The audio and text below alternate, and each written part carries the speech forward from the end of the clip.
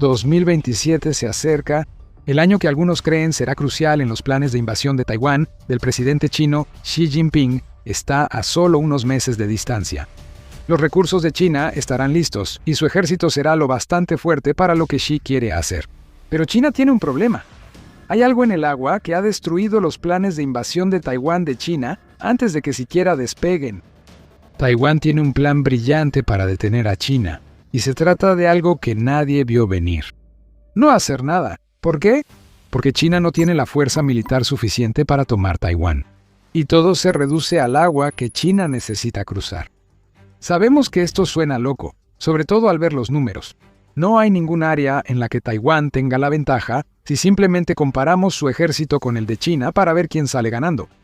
Los 2.035.000 de militares activos de China superan por mucho a los 230.000 de Taiwán, e incluso si sumas los 1.657.000 de reservistas de Taiwán, China tiene 510.000 reservistas para llevar a la batalla, manteniendo una clara ventaja en personal.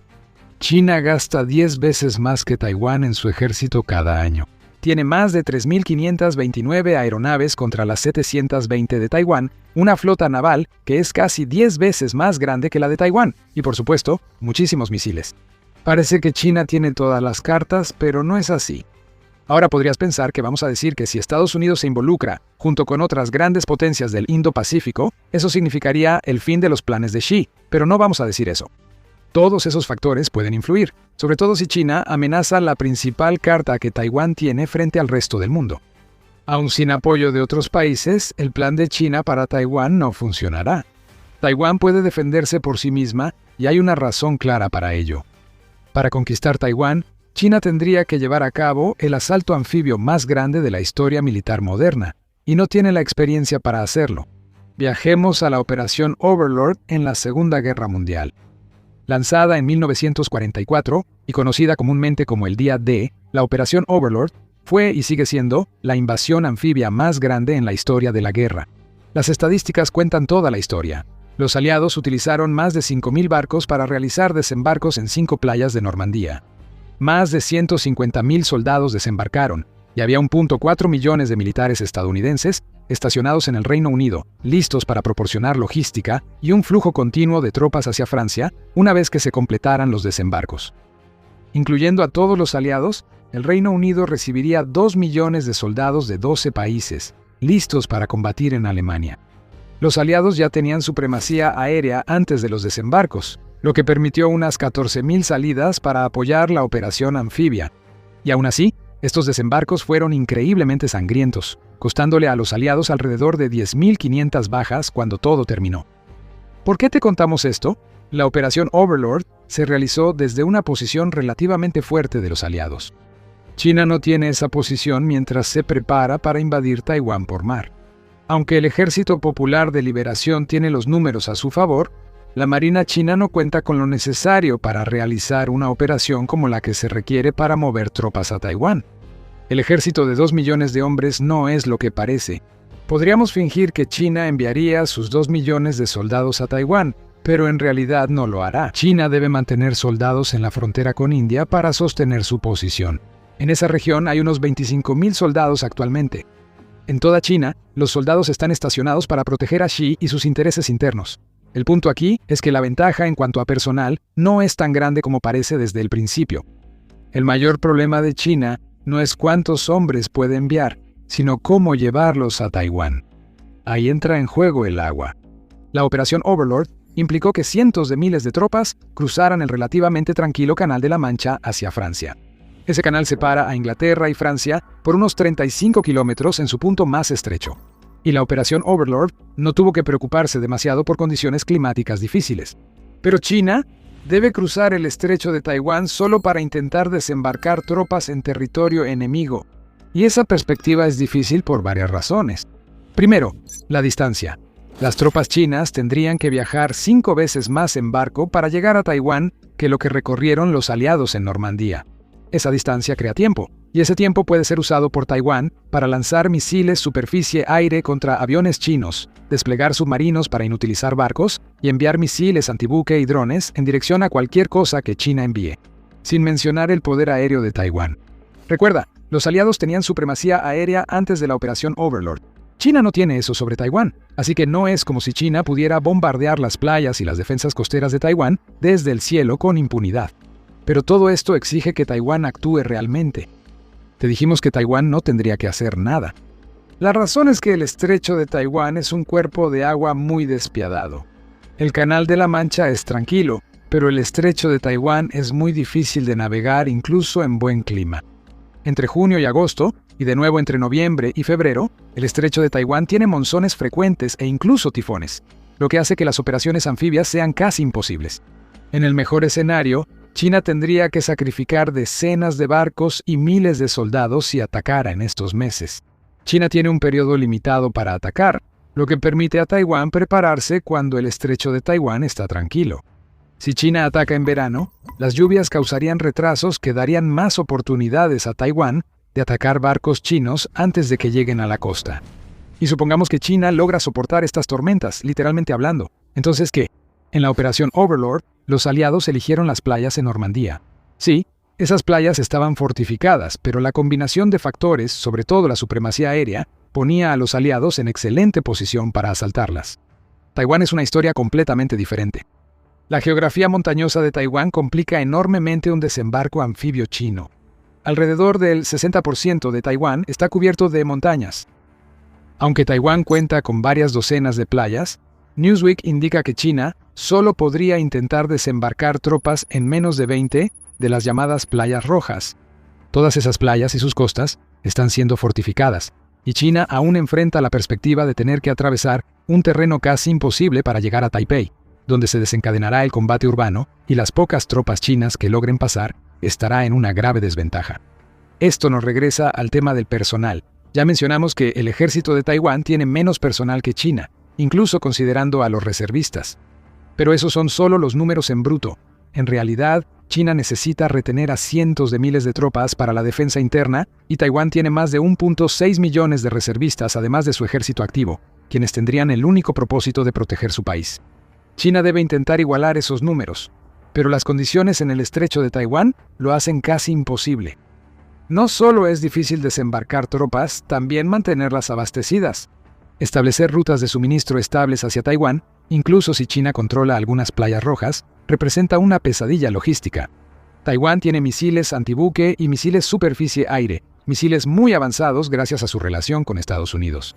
Si combinas el uso de estos misiles para destruir barcos y aviones de carga, con que China solo puede usar el estrecho de Taiwán 6 meses al año, resulta una catástrofe logística inminente.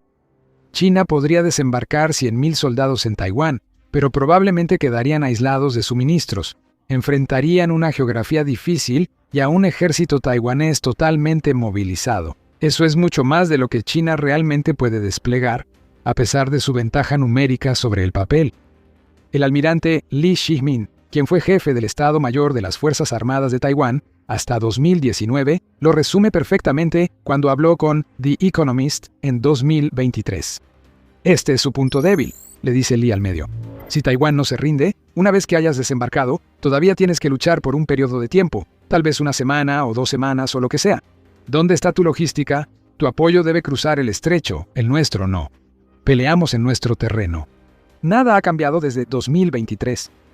Esto significa que para Xi y China, la posibilidad de una victoria es muy pequeña, incluso sin considerar la posible intervención de otros países en defensa de Taiwán. Pero va más allá. La invasión de Taiwán por Xi no solo sería solo cuestión de que algo en las aguas taiwanesas le arruinara los planes. El ejército de China no es lo que parece. La economía del país está al borde del colapso y ni siquiera una estrategia cargada de misiles elegida antes de una invasión anfibia funcionaría. ¿Por qué? Antes de responder esas preguntas, este es un recordatorio rápido de que estás viendo el show militar. Hacemos videos para mostrar cómo se mueve el poder. Si no te has suscrito, presiona el botón para ver más contenido así. Entonces, el ejército de China no solo enfrenta la pesadilla de cruzar y mantener rutas de suministro por el estrecho de Taiwán. China enfrenta estos retos con un ejército que, aunque grande en papel, carece de experiencia real de combate. El exsecretario de Defensa de Estados Unidos y exjefe de la CIA, Roberto Gates, comentó en una entrevista con Face the Nation de CBS en mayo: ningún general o almirante chino actual tiene experiencia en combate. La última vez que estos tipos pelearon fue en 1979 y los vietnamitas, les dieron una buena paliza. Esos generales se fueron hace tiempo tras ser purgados por Xi. Otro problema para China es que su Ministerio de Defensa está hecho un desastre. En mayo pasado, 2 exministros de defensa chinos, Wei Fenghe y Li Shangfu, recibieron sentencias de muerte suspendidas, supuestamente por soborno, pero igual de probable porque no estaban de acuerdo con Xi en ciertos temas. Ambos fueron purgados por el presidente de China y ahora enfrentan el castigo más severo impuesto durante la purga militar de años. Mencionar una purga tan masiva ya es un tema por sí solo. La estabilidad no existe en el Ejército Popular de Liberación. A pesar de su tamaño y de la magnitud de la inversión de China, la corrupción y las purgas arrasan con cualquier planificación estratégica seria que China pudiera tener para Taiwán. En octubre de 2025, el Partido Comunista Chino expulsó a 9 de los principales generales del país en una amplia ofensiva contra la corrupción. No es que importe, pero el ejército chino, además de su mano de obra, está podrido hasta la médula. Eso es lo que dijo The National Interest en enero de 2026, al señalar que la corrupción es tan endémica en el ejército chino que incluso algunos de los misiles de combustible líquido que China querría usar contra Taiwán, en realidad están llenos de agua. No irán a ningún lado cuando se ordene el lanzamiento, así que vemos que China se debilita internamente ante una invasión a Taiwán. De nuevo, Taiwán no tiene que hacer nada. Este es un problema creado completamente por China, y la desestabilización que ha resultado solo traerá más problemas para una invasión anfibia que ya está llena de peligros, y las purgas van aún más profundo de lo que crees. El proyecto de poder de China en el Centro de Estudios Estratégicos e Internacionales señala que más de 100 oficiales de alto rango del Ejército Popular de Liberación han recibido sus órdenes de marcha desde 2022 y no más 100, lo que equivale a una reestructuración completa de las altas esferas del ejército chino en los 5 años previos a la anticipada invasión de 2027. La corrupción suele ser responsable de estas purgas, pero existe otra corrupción más allá del agua, misiles y sobornos. Hay cadenas de mando duales en el Ejército Popular de Liberación, militar y política. Aquí, la confiabilidad, es decir, aceptar lo que diga Xi, se valora más que la agudeza o la capacidad de decidir con firmeza. El ejército chino enfrenta una lucha interna de poder causada por el intento de Xi de controlarlo todo. En cuanto a los soldados, no se les confía la toma de decisiones por sí mismos, lo que significa que cualquier invasión a Taiwán tendría que enfrentar el problema de autómatas inexpertos que no tienen idea real de lo que se supone que deben hacer. Es un desastre anunciado. Pero ¿qué pasaría si China simplemente prescinde del factor humano y opta por una estrategia basada principalmente en misiles? Bombardear Taiwán a distancia resolvería ciertos problemas relacionados con la corrupción y el estrecho de Taiwán. China tiene misiles suficientes para esa estrategia. Según US Army University Press, China posee más de 2.200 misiles balísticos y de crucero convencionales, además de suficientes misiles antibuque para atacar a toda la Marina de Estados Unidos. Aunque descartemos los misiles dañados por el agua, aún hay suficiente poder de fuego para usar contra Taiwán. Pero China no puede usar esos misiles para atacar el corazón de Taiwán. ¿Por qué? Semiconductores. Estos chips son esenciales para toda la economía global y, más importante aún, son necesarios para cada misil moderno y equipo militar en el mundo. Taiwán es el centro de la industria global de semiconductores. Global Taiwan Institute informa que solo las industrias de pruebas y empaquetado de semiconductores del país capturaron el 50% del mercado en 2023. Actualmente, Taiwán produce el 90% de los chips más avanzados y representa el 70% del mercado de fundición de semiconductores. El pulso tecnológico de todo el mundo late a través del corazón taiwanés de la industria de los chips, y China depende de esto tanto como cualquier otro. El Consejo de Relaciones Exteriores destaca esto, señalando que China importa semiconductores por un valor de $400 mil millones al año y solo ha alcanzado un 16% de autosuficiencia en esta área, a pesar de tener como objetivo llegar al 70% en 2025. Y peor aún, China no fabrica los semiconductores que se usan en armamento avanzado. Taiwán sí lo hace. Por supuesto, esta es una de las razones por las que China quiere a Taiwán. Si controlas los semiconductores, controlas el mundo más de lo que muchos creen. Por eso una estrategia de misiles es tan peligrosa para China. Podría lanzar misiles a Taipei por semanas, pero basta que uno se desvíe para afectar el suministro mundial de semiconductores avanzados. Taiwán lo sabe, e incluso podría tener un plan de escudo de silicio que le permitiría destruir, o al menos amenazar con destruir, su propia industria de semiconductores si China amenaza con invadir. Ya mencionamos varias veces que otras potencias podrían involucrarse. Esta es la razón por la que esas potencias querrían intervenir. Si las fábricas de chips taiwanesas caen, ya sea por mano de China o de la propia Taiwán, provocaría una catástrofe que paralizaría el suministro militar y posiblemente al mundo entero. Así luce el poder de negociación. Taiwán solo debe amenazar con destruirlo todo y se lleva toda la electrónica mundial. Esa sola amenaza sería suficiente para que el mundo entero volteara su atención hacia China, generando una presión intensa que obligaría a Xi a retroceder. Pero Taiwán tal vez no deba llegar tan lejos. Si mezclas agua, incompetencia militar, corrupción y chips, creas una receta tóxica para Xi y sus planes sobre Taiwán. A esto se suma otro problema que complicaría cualquier operación militar prolongada que China intente lanzar. La economía china enfrenta problemas. Una burbuja inmobiliaria podría estallar y debilitar gravemente su capacidad para sostener una invasión de Taiwán. Atlantic Council informó en enero que el mercado inmobiliario chino lleva 5 años en recesión. Hay 80 millones de viviendas sin vender en el mercado chino, según el grupo de expertos. Y dice que incluso un economista chino cree que el 80% de los desarrolladores y empresas constructoras en China van a salir del mercado en los próximos años. China tiene ciudades fantasma enteras que han sido construidas pero permanecen mayormente despobladas, convirtiéndose lentamente en cadáveres podridos del exceso de inversión en una industria que China quería creer que nunca dejaría de crecer. DW señala que la burbuja inmobiliaria en China elevó los precios de las propiedades a más de 17 veces el salario promedio, volviéndolas inasequibles para la mayoría y explicando la existencia de ciudades fantasma. La burbuja inmobiliaria china es tan grande como puede llegar a ser. Pronto va a estallar. Cuando eso pase, toda la economía china caerá también. Se podría decir que la burbuja ya estalló, pues China está en recesión y muestra poca recuperación. Pero a medida que la situación empeore, saldrán a la luz las debilidades económicas de China. Además del sector inmobiliario, la economía china depende mucho de las exportaciones. Japón, Estados Unidos, Corea del Sur y Taiwán representan el 21.31% de las exportaciones de China.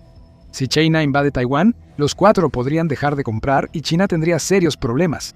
La Unión Europea también es un cliente clave y podría dejar de comprar, aumentando la presión sobre China. En el Indo-Pacífico, países como Filipinas y Vietnam podrían dejar de comprar ya que disputan derechos minerales y el control de islas en el mar de China Meridional, lo que significa que cualquier momento de debilidad económica de China será aprovechado de inmediato. Y China no puede hacer mucho. Su economía se basa en la producción de bienes y carece de recursos naturales como petróleo y gas para sostenerse, a diferencia de Rusia, que ha establecido una economía paralela para mantener su guerra en Ucrania. El dinero simplemente dejaría de entrar. Y a medida que se destina más dinero al gasto militar una vez que se inicie la invasión a Taiwán, ese problema empeora. La crisis de vivienda se expande y China se encamina hacia la misma ruina económica que vemos en Rusia en este momento. Vamos a decir lo obvio aquí. China necesita dinero para mantener una invasión a Taiwán. Si su economía se derrumba, empujada además por la presión comercial de otras potencias, sería la sentencia de muerte para una invasión ya muy riesgosa desde el inicio. Y de nuevo, Taiwán tendría poco que hacer excepto dejar de comprar y vender a China, y luego apoyarse en su industria de chips y la importancia de esta para convencer a sus aliados de aumentar la presión. Así que el plan de Taiwán para una invasión china es simple. Déjalos venir. La geografía, tecnología militar moderna y relevancia geopolítica de Taiwán le permiten resistir. China no puede, literalmente en términos del estrecho de Taiwán, pero tampoco económicamente, militarmente, y mucho menos en cuanto al infierno geopolítico en el que se encontraría si Xi sigue adelante con sus planes.